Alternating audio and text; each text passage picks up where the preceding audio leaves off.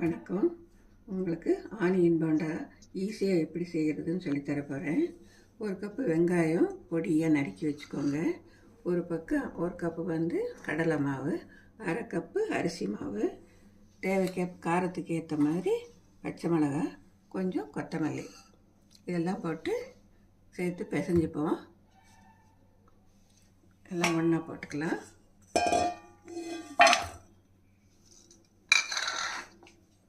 கடலை மாவு, அரிசி மாவு,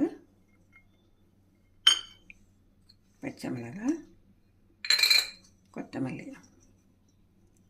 எல்லாம் சேர்த்து தேவைக்கேற்ப உப்பு போட்டுப்போம்.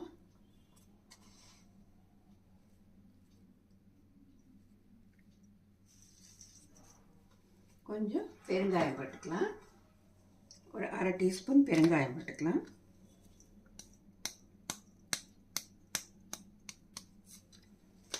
இப்போது எண்ணெயை போட்டு வச்சுருக்கேன். இப்போது அடுப்பு பற்ற வச்சுக்கலாம்.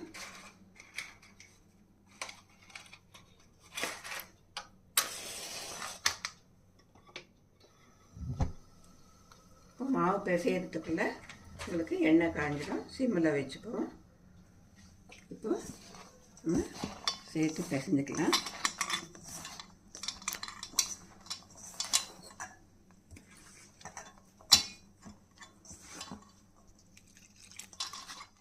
பாருங்கள், எல்லாம் போட்டு வச்சுருக்கேன்.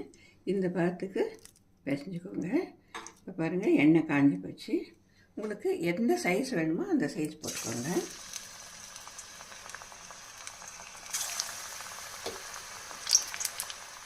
பாருங்கள், இந்த கலர் இறக்கிடுங்க.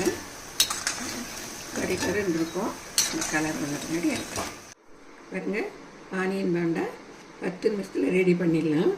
நீங்கள் இந்த மாதிரி செஞ்சுட்டு எனக்கு கமெண்ட்ஸில் சொல்லுங்கள். உங்கள் ஃப்ரெண்ட்ஸுக்கும் ஷேர் பண்ணுங்கள். பார்த்ததுக்கு ரொம்ப நன்றி. வணக்கம்.